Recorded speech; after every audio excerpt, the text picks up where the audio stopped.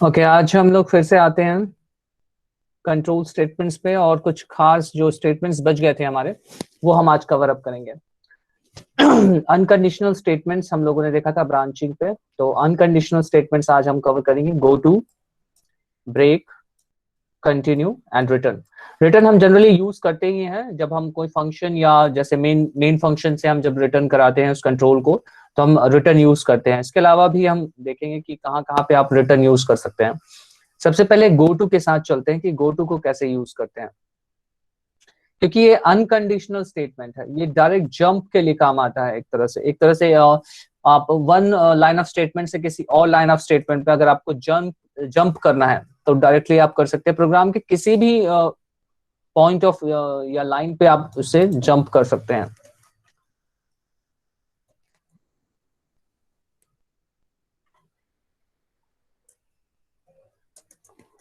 Go to.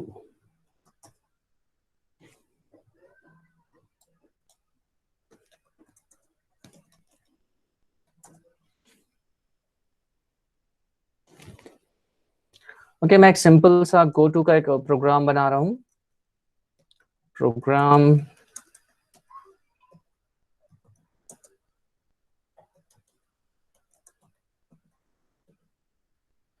और go to भी एक काइंड ऑफ एक लूप को क्रिएट कर सकता है। Okay, include.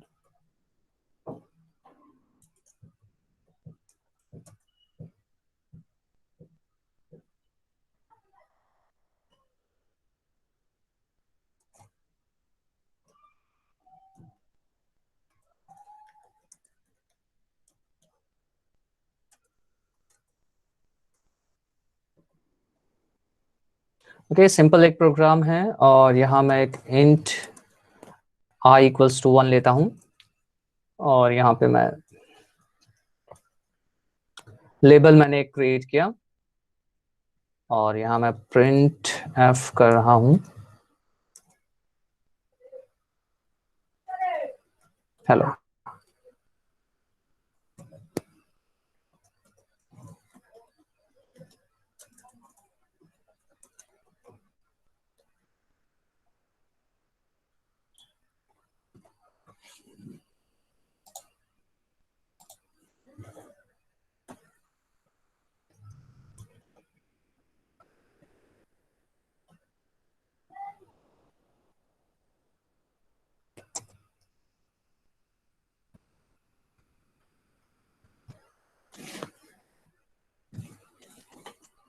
Okay, go to का एक स्ट्रक्चर है, जो अनकंडीशनल आपके स्विचिंग को एक प्रोग्राम पे आप ये कर सकते हैं, स्विच कर सकते हैं वन पर्टिकुलर एक पॉइंट से किसी और लाइन ऑफ पॉइंट पे। ओके, यहाँ एक मिस्टेक मैंने किया है।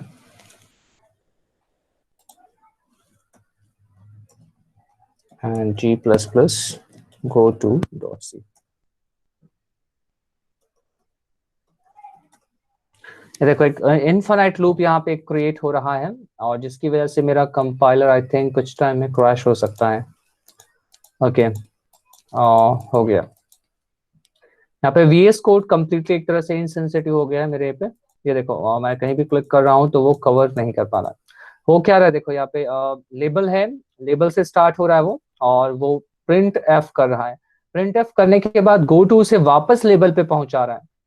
ओके, और वो फिर से वहीं पे आ जा रहा है। फिर उसे एक तरह से यहाँ पे एक सर्कुलर लूप क्रिएट हो गया, और उसकी वजह से देखो the window is no longer responding. That means वो एक तरह से क्रैश होने के है, क्योंकि वो उसे हैंडल नहीं कर पा रहा है वो।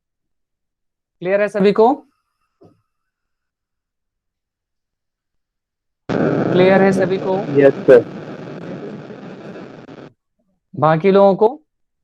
क्योंकि वहां पे एक इन्फानाइट लूप वो क्रिएट कर रहा है, जिसे वो एक तरह से हैंडल नहीं कर पा रहा है, और उस वजह से वो क्रैश हो गया है। और मैं उसे रीओपन करता हूँ।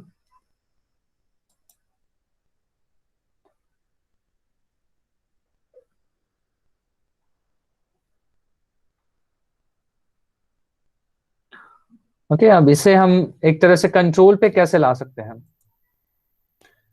इसे कंट्रोल पे करने के लिए हम ये करते हैं, ये जब भी प्रिंट करेगा हेलो, हम उसके बाद आई प्लस प्लस करते हैं और यहाँ पे एक सिचुएशन करते हैं, हम एक कंडीशन वहां पे पुट करते हैं, if I is less than equal to 5 then वो चलेगा, अदरवाइज वो सिंपल। ये एक सिंपलेस्ट क्वेश्चन है, एक प्रोग्राम है जिसे हम अभी देखते हैं, go to .c। ओके, और उसके बाद है ओके, यहाँ पे एक हेलो हेलो प्रिंट हो रहा है, और जस्ट अ मिनट, मैं एक न्यू लाइन यहाँ पे इंट्रोड्यूस करता हूँ ताकि हम इसे क्लियरली अंडरस्टैंड कर सकें। ओके, यहाँ पे देखो हेलो एंड हेलो हेलो, ये 1 2 3 4 एंड 5 टाइम्स वो हेलो प्रिंट कर रहा है। अभी यहाँ पे मैकेनिज्म हो क्या रहा है वो मैं एक्सप्लेन करता हूँ। लेबल है, लेबल एक पॉइंट है, एक मार्कर पॉइंट है, समझ सकते हो लेबल। ओके, और यहाँ पे इस लेबल का नाम आप कुछ और भी रख सकते हैं, सपोज मैं इसे ए देता हूं और यहाँ पे गो टू ए मैं उसे कहता हूं। ओके, वो ए को पॉइंट करेगा और ए पे जंप कर देगा। ए एक तरह से एक मार्कर है जहां पे उसे जंप करना है। ओके, और ये एक लॉन्चर है, समझ सकते हो, जो वहां से वो लॉन्च करता है कि आपको वहां पे जंप करना है। ओके, और इस वजह से यहाँ पे एक लूप क्रिएट होता है, ये पर्टिकुलर ये जो ब्लॉक है वहां पे एक लूप क्रिएट होता है। पर ये जो इफ स्टेटमेंट है, जब आप ये यहाँ पे स्पेशल इसलिए है क्योंकि जब आप इफ पे कोई भी ब्रेसेस नहीं देते तो अपने वो नेक्स्ट लाइन वाले स्टेटमेंट को वो अपने बॉडी के अंदर ट्रू वैल्यू पे समझता है। ओके, ध्यान देंगे, बहुत जगह यहाँ पे स्टूडेंट कंफ्यूज हो जाते हैं कि यहाँ पे इफ का जो कंप्लीट नहीं है और इफ के स्टेटमेंट में भी कोई सिंटेक्स एरर है, पर नहीं, यहाँ पे कोई सिंटेक्स एरर नहीं है। इफ पे जब आप ऐसा पर्टिकुलर स्ट्रक्चर क्रिएट करते हैं तो अपने नेक्स्ट लाइन को यहाँ पे अगर आप स्पेस देते हैं तो वो एम्प्टी इफ हो जाएगा, पर विथआउट स्पेस जब आप रखते हैं तो जो नेक्स्ट लाइन ऑफ स्टेटमेंट है वो उसके बॉडी के अंदर आता है। और ये इफ तभी तक चलेगा जब तक आई की value less than equal to 5 रहे। ओके, जैसे ही ये ग्रेटर देन 5 होता है वो उसके फॉल्स सेक्शन को ढूंढता है, क्योंकि यहाँ पे कोई फॉल्स सेक्शन है ही नहीं, वो रिटर्न की वो कंटिन्यू करता है। क्लियर है ये प्रोग्राम? इसलिए ये एक तरह से फाइनाइटनेस इस पे आ जाती है कि हाँ, ये 5 टाइम्स हेलो को प्रिंट करेगा। क्लियर है सभी को ये?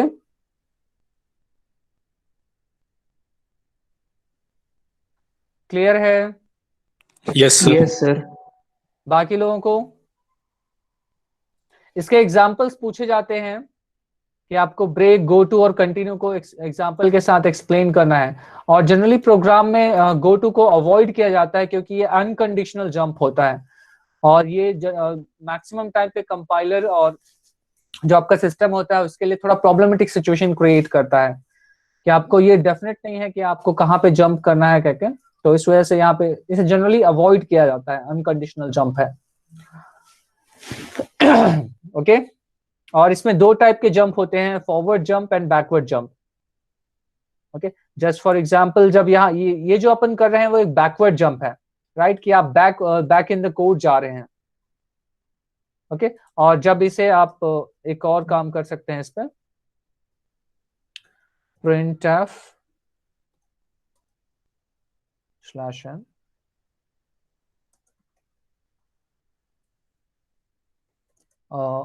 dead code।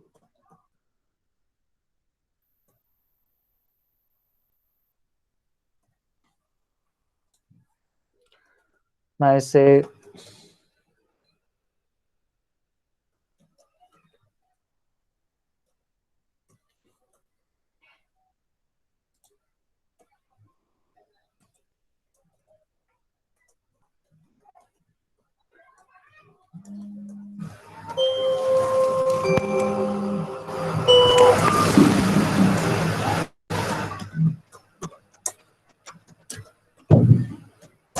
एक फॉरवर्ड जंप है और उस फॉरवर्ड जंप की वजह से ये एक डेड कोड में कन्वर्ट हो जाएगा।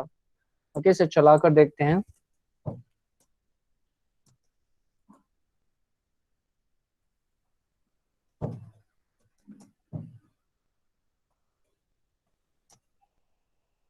ओके, यहाँ पे देख रहे हैं हेलो हेलो उसने प्रिंट किया और हेलो वो प्रिंट के बाद उसने फॉरवर्ड जंप को सीधा जंप कर दिया।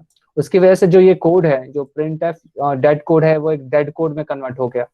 दैट मीन्स ये वाला कोड कभी भी एग्जीक्यूट नहीं होगा। ठीक है, यहाँ पे एक ही एग्जांपल पे मैं आप लोगों को शो कर रहा हूं। ये मेरा बैकवर्ड जंप है,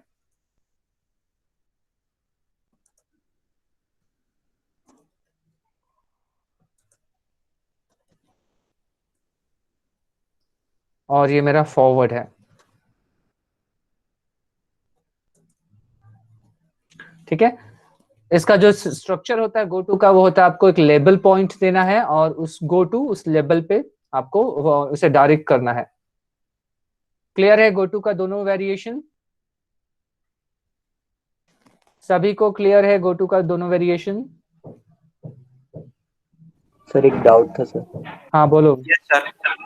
सर अगर सेम नाम की दो मार्कर रखे तो सर, अगर जैसे कि बी है वहां पे ए डाले फिर से तो? ओके, वहां पे उससे प्रॉब्लम होगा कि ओके हाँ, यहाँ पे प्रॉब्लम नहीं होगा उसे, क्योंकि वो दोनों टाइम पे वो वहीं पे जंप करा रहा है। आप मार्कर आप एक ही रख सकते हैं, पर जंप कहीं से भी उस पॉइंट पे कर सकते हैं। नो सर, ओके, जैसे कि जहाँ पे बी उसके बाद कॉलन लगे वहां पे ए रखे तो सर जो नीचे लिखे ना फॉरवर्ड गो टू का, हाँ उसका यहाँ नाम पे ए कौन रखे सा? तो यस सर। उसे कोई प्रॉब्लम नहीं है बच्चे। सॉरी सर तो सर इसमें से कौन सा ऑपरेट करेगा फिर वो? जस्ट मतलब दोनों जो जंप है, वो जंप पॉइंट है, उसे आप अगर ए रखे तो यस सर।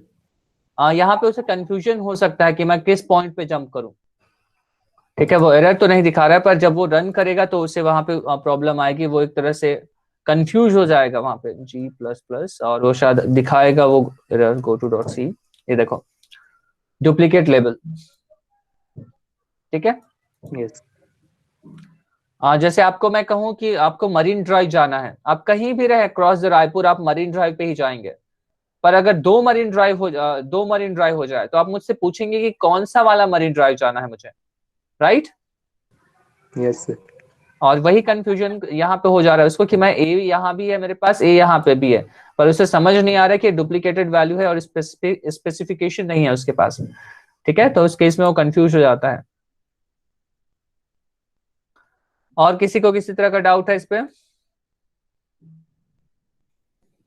आप मल्टीपल प्लेस से एक पॉइंट पे जंप कर सकते हैं, यानी कि आप यहां से भी ए पे जंप कर सकते हैं, यहां से भी ए पे जंप कर सकते हैं, उसमें कोई प्रॉब्लम नहीं है उसको, क्योंकि उस टाइम पे उसके पास लेबल एक ही है। जंप आप कहीं से भी कर सकते हैं। ठीक है, यस सर। और किसी को किसी तरह का डाउट? ठीक है, ये तो था आपका सिंपल एक गो टू स्टेटमेंट जो अनकंडीशनल वाला था। अब इसके बाद सेकंड आता है आपका ब्रेक और कंटिन्यू।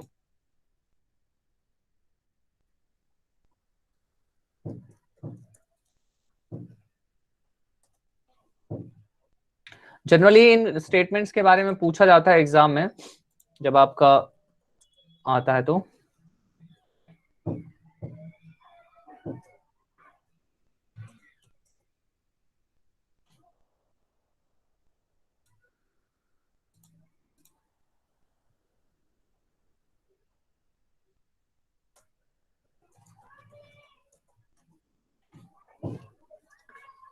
ठीक है, अब हम एक सिंपल सा एग्जांपल देखते हैं ब्रेक और कंटिन्यू का, कि आखिर इन दोनों में डिफरेंस क्या है और कैसे ये काम करते हैं।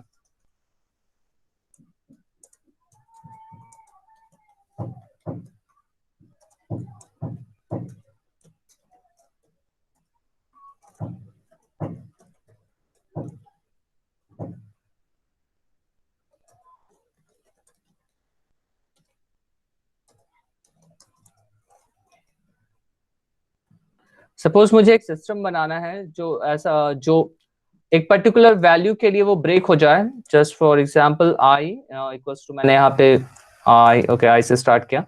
सिस्टम ऐसा हो, प्रिंट करना चाहिए सिर्फ ऑड वैल्यू को, ऑड। और जैसे ही 5 आता है, स्टॉप प्रिंटिंग व्हेन 8 पे। ओके, सिर्फ ऑड वैल्यूज को वो प्रिंट करें। और जैसे ही मेरा 8 आता है, 8 वैल्यू होती है, वो स्टॉप हो जाए। उसके लिए मैं एक सिंपल फॉर लूप लिखता हूं, for i equals to 1, i is less than equals to, मैं 10 दे रहा हूं। यहाँ पे कंट्रोल में ब्रेक से कंट्रोल करने के लिए मैं यहाँ पे कर रहा हूँ, यहाँ पे कंडीशनल जो है टेस्ट कंडीशन, मैं उससे कंट्रोल नहीं कर रहा हूं उसे। Okay, if i mod 2 not equals to 0, अगर i mod 2 not equals to 0 है, दैट मीन्स वो ऑड नंबर है, और उस केस पे ये करेगा प्रिंट f, और यहाँ पे स्लैश, ओके, परसेंटेज t, और ये i को प्रिंट करेगा। एल्स अगर इसके अलावा अगर कोई इवन वैल्यू होता है तो इसे कंटिन्यू करेगा। ओके, और इफ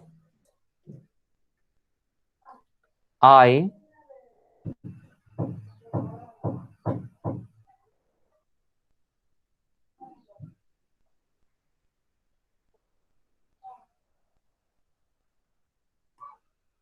ओके, पहले कंटिन्यू को समझते हैं अपन, अदरवाइज ऑड इवन। ओके, इसे एक बॉडी देते हैं ताकि क्लियर हो सके।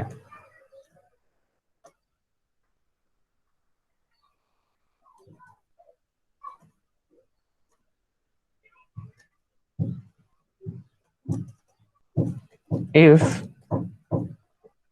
i equals to 8,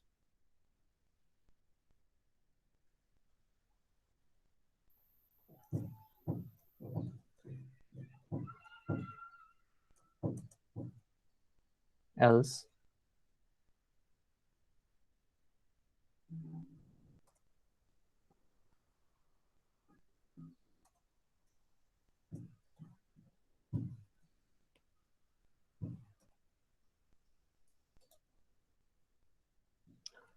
ये एक सिंपल एक एग्जांपल है, थोड़ा सा कॉम्प्लेक्स नजर आ रहा है।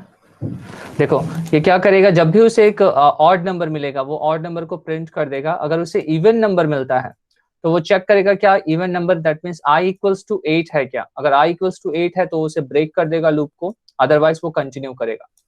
कंटिन्यू मीन्स वो सीधे यहाँ पे आ जाएगा फॉर पे, और वो वहां से फिर से स्टार्ट करेगा उसे।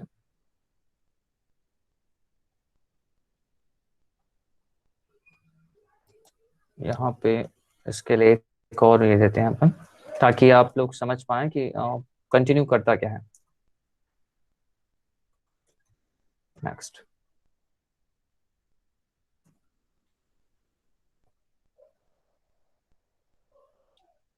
ओके, चलो इसे रन करते हैं। g++ and break.c. Okay, something is missing.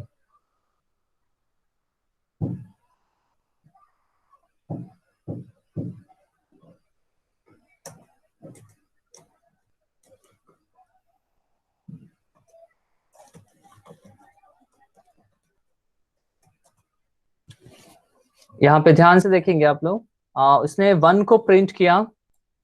Okay, 1 को उसने प्रिंट किया, देन नेक्स्ट प्रिंट किया है उसने, और यहाँ पे एक स्लैश एन और लेते हैं ताकि इसे क्लियरली हम देख सके।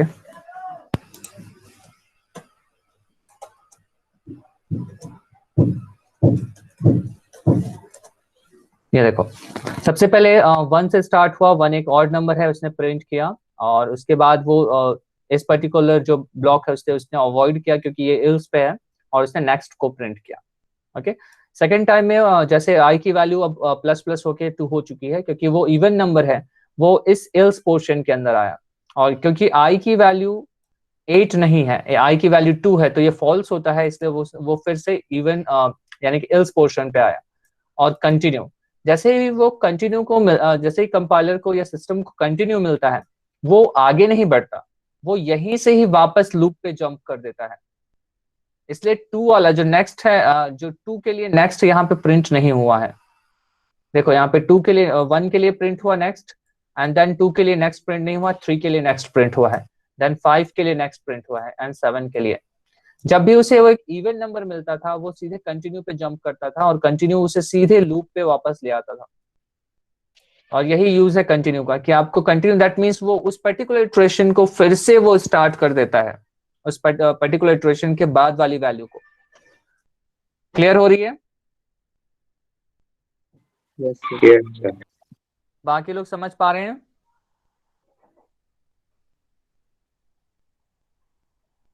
Yes sir. Yes sir. या इसे और एक छोटा सा अपन करते हैं।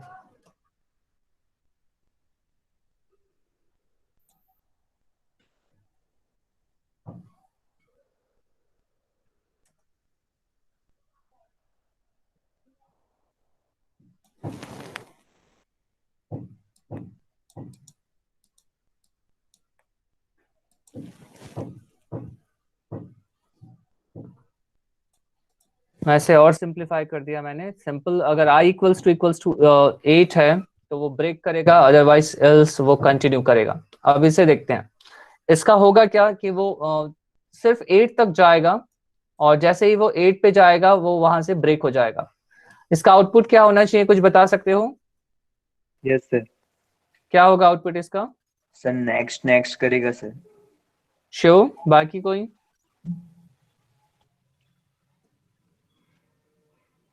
क्या होगा इस पर्टिकुलर कोड का आउटपुट क्या होगा?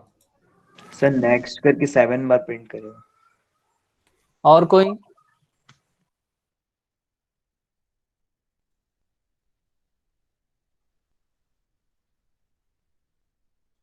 ये कोड कुछ भी प्रिंट नहीं करेगा। Yes sir. क्यों प्रिंट नहीं करेगा वो देखते हैं।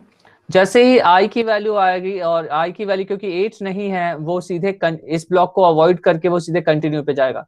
कंटिन्यू यहां से उसे वापस जंप करके फॉर लूप पे ले आएगा, वो उसे आगे बढ़ने ही नहीं देगा। कंटिन्यू का यही काम है कि जैसे ही कंटिन्यू एनकाउंटर होता है वो सीधे लूप पे वापस कर देता है वो उसे। ओके, क्लियर है? वो सीधे उसे लूप पे वापस ले आता है, उसकी वजह से आफ्टर जो भी लाइन ऑफ कोड्स होते हैं आफ्टर कंटिन्यू वो एग्जीक्यूट नहीं होते। ठीक है, मैं इसे रन करता हूं। ये देखो कोई भी चीज प्रिंट नहीं हुई इस पर, क्योंकि कंटिन्यू की वजह से वो सीधे लूप पे आ जा रहा है और जैसे ही वो 8 को मैच करता है वो ब्रेक हो जा रहा है। क्लियर है यस सर। सभी को? Yes sir. ये सिंपलेस्ट एग्जांपल है आपके अनकंडीशनल जंप के, अनकंडीशनल जो स्टेटमेंट्स हैं उनके, कि आप if go to and break and continue, इन तीनों चीजों को यूज करके आप दिखा सकते हैं। ठीक है, किसी को कुछ डाउट है? तीनों स्टेटमेंट्स में ये 7 मार्क्स के पूछे जाते थे, पर इस बार आप लोगों का ऑब्जेक्टिव टाइप अगर होता है या रिटर्न होता है तो भी शायद आ सकता है इस पे। तो हमेशा आप लोग याद रखेंगे ब्रेक, कंटिन्यू और जो सिंपल स्टेटमेंट्स है, सिंपल यूजेस है। ठीक है, गो टू का क्लियर है सर सभी को? कंटिन्यू वाला समझ में नहीं आया सर। कंटिन्यू वाला समझ नहीं आया? चलो एक बार फिर से देखते हैं।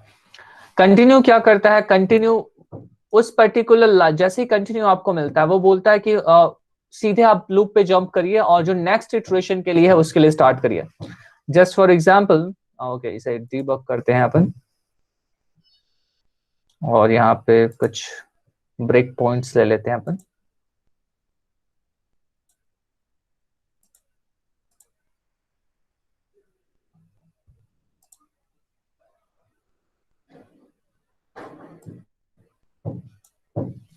कंटिन्यू का मेन सेंस होता है कि आप जब भी आप लूप के अंदर आपको कंटिन्यू मिलता है वो बोलता है कि जो इटरेशन चल रहा था वहां से आप सीधे वापस लूप पे जाइए और नेक्स्ट वैल्यू के लिए स्टार्ट करिए। दैट मीन्स अगर i इज इक्वल टू 1 से स्टार्ट करते हैं अपन, ठीक है, i के लिए आता है और जैसे ही वो आगे बढ़ता है और i इक्वल्स टू उसे कंटिन्यू मिलता है, दैट मीन्स वो क्या करता है, i की वैल्यू को 2 करता है और उसके बाद वो सीधे 2 पिक के लिए चेक करना स्टार्ट करता है। ओके, i इक्वल्स टू 0 है और हम 0 से स्टार्ट कर रहे हैं और ये आया i इक्वल्स टू, वो चेक कर रहा है। अब उसे चेक क्योंकि नहीं मिला, देखो ध्यान से देखना, वो इसके आगे वो यहाँ आएगा, मतलब उसे एक विजिबिलिटी ही नहीं मिलेगा, वो उसके आगे सीधा इस पे जंप करता है।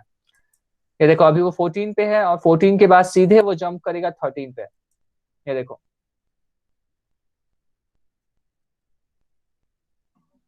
विजिबल है वो?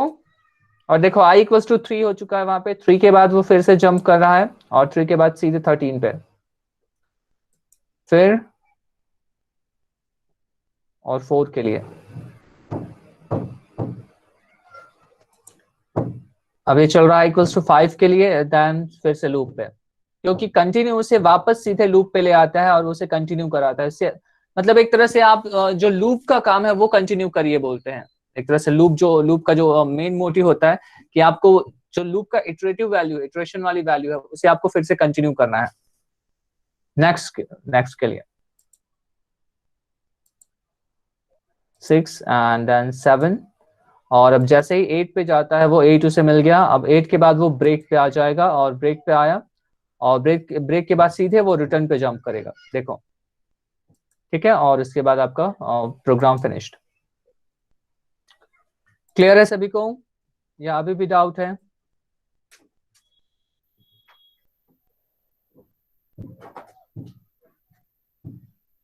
क्लियर है? Yes sir. Yes sir. बाकी लोगों को?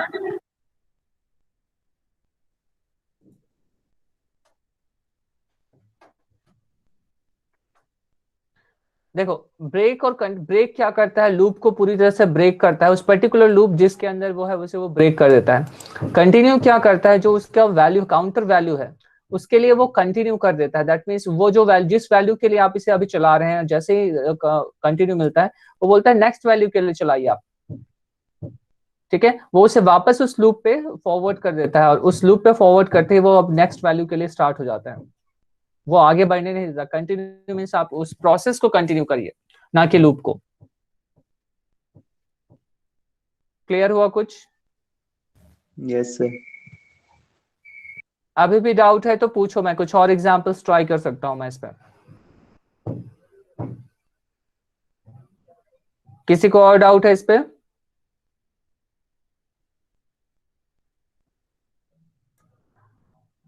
ओके ठीक है,